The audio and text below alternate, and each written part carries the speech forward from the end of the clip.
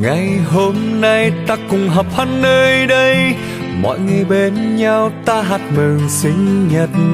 1, 2, 3 ta cùng thôi tắt nên Happy birthday to you.